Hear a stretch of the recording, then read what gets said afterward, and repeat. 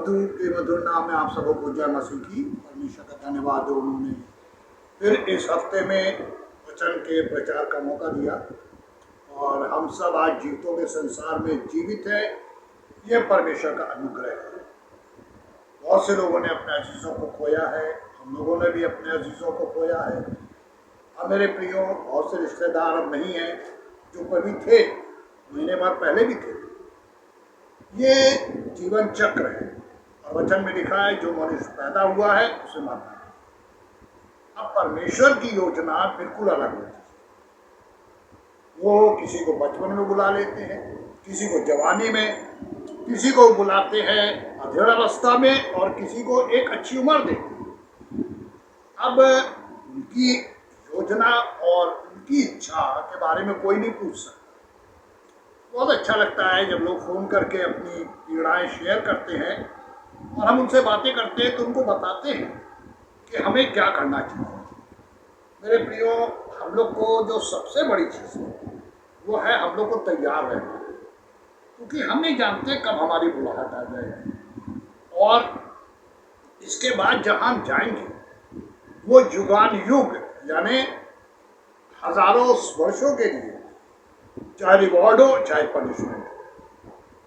हमारे पास यहाँ अगर हम बहुत अच्छी तरीके से जिएंगे, बहुत परमेश्वर का अनुग्रह होगा तो 100 साल जी लेंगे, जबकि आज एवरेज उम्र 60 मानी जाती है। लेकिन परमेश्वर ये कहते हैं कि मैं अपनी हिसाब से लोगों को लंबी उम्र दूँ। तो मेरे प्रियो, हम सब ने अपने अजीजों को खोया, ये महामारी आई और जब मिस्र में 10 महामारियां आई थी और लास्ट में जब मौत का फरिश्ता घूमा था तो परमेश्वर ने एक आज्ञा दी थी। हम सब जानते हैं कि अपने चौखटों पर लहू लगाना, और कितना अजीब तरीके से वर्णन है बाइबल। बहुत से मिस्रियों ने यह आज्ञा मान ली और लहू लगा दिया, और हो सकता है कुछ इसराइलियों ने नहीं लगाया। अरे यार, देखा जाएगा जो होगा, जो हम लोग की एक हैबिट है कहने की। और जब मौत का फरिश्ता घूमा तो जहां लहू नहीं था सब खत्म। अब हम चूंकि अंतिम दिनों में है, मौत का फरिश्ता फिर निकला है। काला घोड़ा भी निकल चुका, लाल घोड़ा भी निकल चुका, पीला घोड़ा भी निकल चुका। अब आज जब हम आगे चल रहे हैं, 6वीं मोहर 5वीं मोहर खत्म हो गई।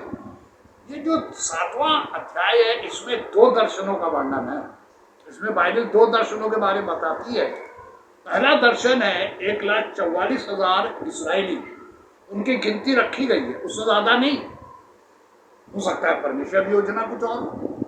लेकिन आज हम चल रहे हैं दूसरे पार्ट में जो 9वीं आयत से शुरू होता है, और यहाँ लिखा है कि उसकी 9वीं आयत में, इसके बाद मैंने दृष्टि की और देखो हर एक जाति और कुल और लोग और भाषा में से एक ऐसी बड़ी भीड़ जिसे कोई गिन नहीं सकता था, श्वेत वस्त्र पहने हुए और अपने हाथों में खजूर की डालियां लिए हुए सिंहासन के सामने और मेमने के सामने खड़े हुए। यहाँ पे एक बड़ी भीड़ का वर्णन है। उन्हें एक ड्रेस दिया गया जिसे श्वेत वस्त्र, पिछली बार बताया मैंने कि उसे धार्मिकता कहा गया है। अब यहाँ पे ये कर क्या रहे हैं? बाइबल में हमेशा एक बात हमें स्मरण रखनी चाहिए कि हमें अगर पृथ्वी पर रखा है तो यहाँ से परमेश्वर अपनी महिमा चाहते हैं, और स्वर्ग में हम तभी दे पाएंगे महिमा जब यहाँ प्रैक्टिस करेंगे। परमेश्वर के एक बहुत बड़े जन ने एक बहुत अच्छी चीज सिखाई है कि हर परिस्थिति में परमेश्वर को धन्यवाद दें। मेरे प्रियो, परमेश्वर को धन्यवाद देना ये बहुत बड़ी बात होती है। परमेश्वर ने हर सांस हमको दी है, उनकी वजह से आ रही है। हम कितना धन्यवाद देते हैं। हम लोग जब बीमार होते हैं कुड़कुड़ाने लगते हैं, क्या हम धन्यवाद देते हैं?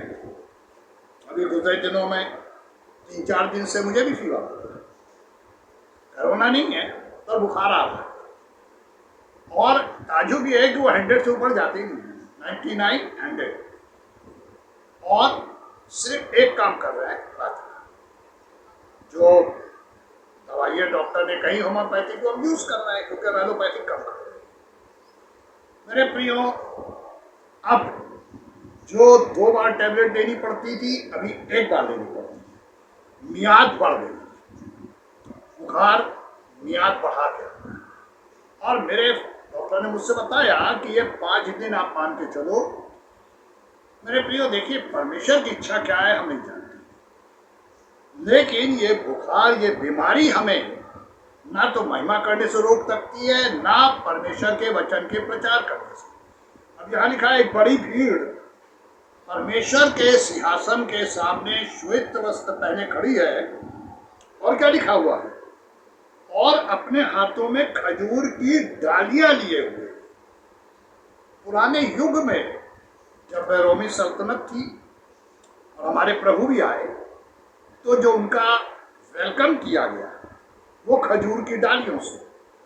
ये पुराने युग में एक सिस्टम था, एक रीति थी कि जब कोई राजा जाता था युद्ध के लिए तो घोड़ा अलग से तैयार किया जाता था और वो बख्तरबंद और दुनिया भर का अपना जो भी उस जमाने के भाला तलवार वगैरह थी, शील्ड वगैरह, उसको लेके जाते थे। लेकिन जब वो युद्ध जीत के आते थे तो वो घोड़े पे नहीं होते थे, वो लद्दू के बच्चे पे होते थे, जिसे हम लोग खच्चड़ कहते थे। और मेरे प्रियो, यहाँ प्रभु भी एक बड़ा युद्ध जीत के आ रहे हैं और जिसे हम पाम संडे, खजूरों का इतवार कहते हैं, मनाते हैं, वो आए और लोगों ने उनका वेलकम उसी खजूर की डालियों से किया।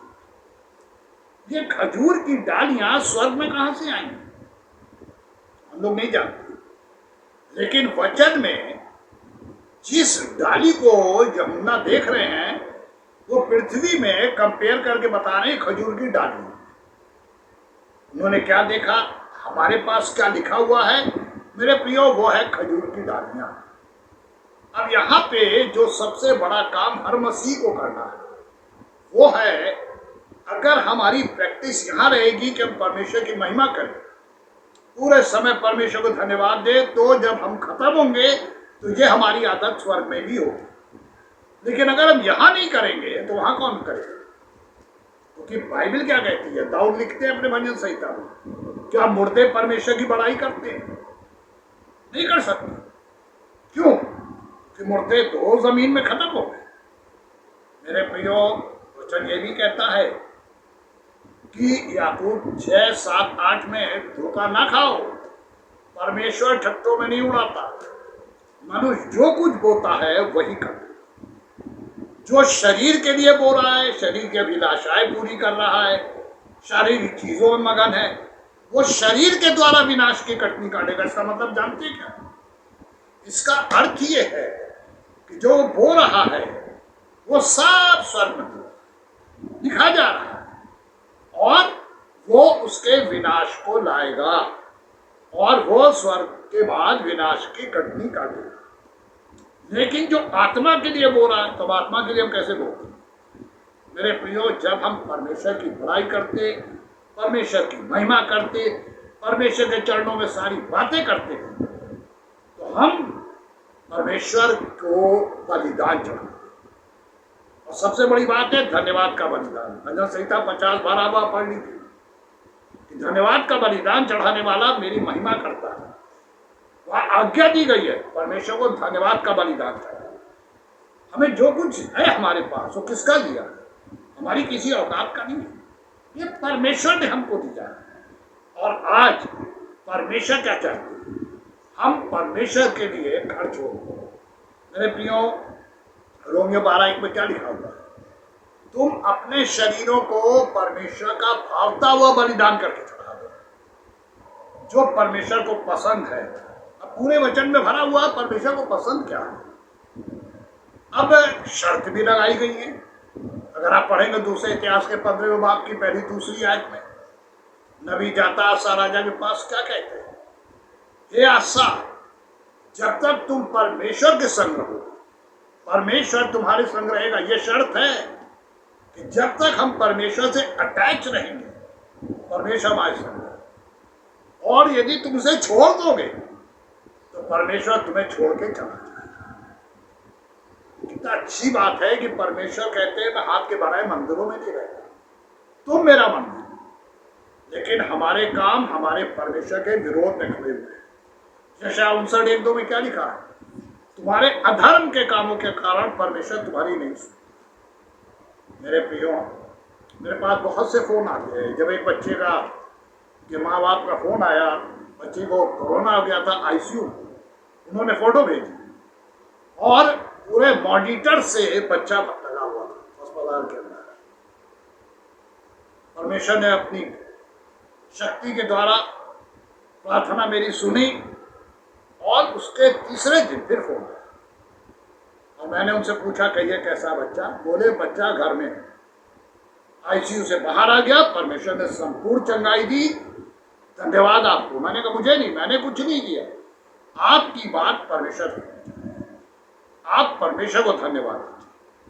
मेरे प्रियो, बहुत से ऐसे लोग हैं जो प्रार्थना की रिक्वेस्ट देते हैं, दे रहे हैं, और जब भी देते हैं हम उनके लिए प्रार्थना में लॉगिन करते हैं।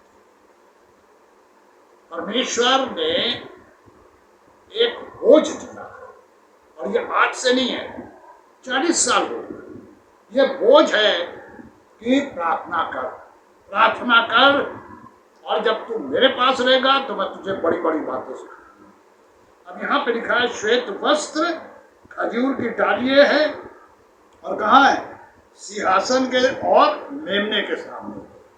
पीछे अध्याय में आपने देखा सिंहासन है और परमेश्वर का मेमना यानी हमारा प्रभु यीशु उनके सामने खड़ा परमेश्वर के। और यहाँ क्या लिखा है? ये भीड़ प्रभु के सामने, परमेश्वर के सामने खड़ी है, खजूर की डालियां लिए हुए, जय जयकार कर रही है। यहाँ पे वर्ड होशन्ना नहीं है। तो वहां क्या था? पाम संडे को होशन्ना। होशन्ना का अर्थ होता है हे गुरु हमें बचा। पढ़ाई नहीं होती है, हमें बचा, होशन्ना ग्रीक वर्ड है, इब्रानी।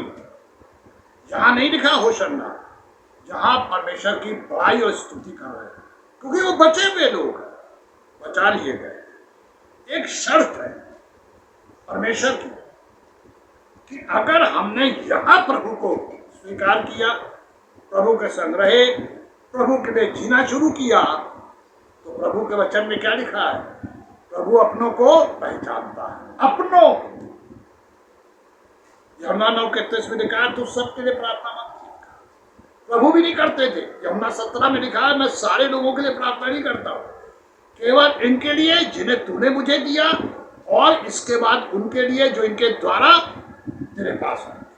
यानी प्रभु हमारे पैदा होने से पहले हमारे लिए प्रार्थना करके चले गए। हम लोग बहुत भाग्यशाली लोग हैं मेरे प्रियो कि प्रभु हमारे लिए दुआ करके गए और आज पिता के पास हैं और हमारी मदद कर रहे हैं। होने दीजिए कि ये नवी आयत हमारे जीवन में पूरी हो सके। देखिए मरना सबको है, मुझे भी और आपको, और हम सब इस धरती से जाने वाले हैं। कब जाएंगे हम नहीं जानते, लेकिन परमेश्वर क्या चाहते हैं? परमेश्वर ये चाहते हैं कि हम अपनी तैयारी पूरी करें। एक अंतिम चीज बता के खत्म करेंगे। यीशु मसीह ने एक तमसील बताई, 5 अकलमंद कुआरियों की और 5 बेवकूफ कुआरियों की। एक बोझ का वर्णन, आगे यहाँ भी एक बोझ का वर्णन है। एक बोझ, और उस बोझ में द्वार बंद भी हो गया। जो तेल लेने गई लौट के आई, क्या अंदर से आवाज आई? मैं तुम्हें नहीं पहचाना। जिनका दिया जल रहा था, मशालें जल रही थी, वो चली गई। मशाल का मतलब हमारा जीवन कैसा है परमेश्वर के सामने। क्या हम जल रहे हैं प्रभु के लिए? क्या आज हम दूसरों के लिए रोशनी दे रहे हैं? प्रभु ने क्या कहा था? तुम जगत की ज्योति, तुम्हारा उजाला मनुष्यों के सामने चमके। आज हम दूसरों के सामने कैसे है? मेरे प्रियो, ये श्वेत वस्त्र तब मिलेगा जब हम संसारिक चीजों पे जय प्राप्त करेंगे। प्रभु यीशु हमारे अंदर होंगे, वो हमें गाइड करेंगे, और इस धरती से ही ये धार्मिकता का वस्त्र हमें दिया जाएगा। इसीलिए दाऊद कहते हैं क्या ही धन्य वो जिसका अपराध क्षमा किया गया है। मेरे प्रियो, वचन बताता है कि हर परमेश्वर का दास और भक्त परमेश्वर से पूरे समय एक प्रार्थना करता रहता है हमारे अपराधों को क्षमा, क्योंकि पता नहीं कब बुला लिया जाए। मेरे प्रियो, हम सब के जीवन गिने हुए हैं, आज अगर परमेश्वर ने जीतों के संसार में जीवित रखा है, कोरोना का इफेक्ट हम पे नहीं हुआ, तो यह परमेश्वर का अनुग्रह है। और हमेशा परमेश्वर के सुरक्षित बाड़े में रहिए और परमेश्वर के दूत आपको बचाएंगे। वचन कहता है परमेश्वर के डरवेजों को चारों ओर उसका दूत छावनी के लिए बचाए।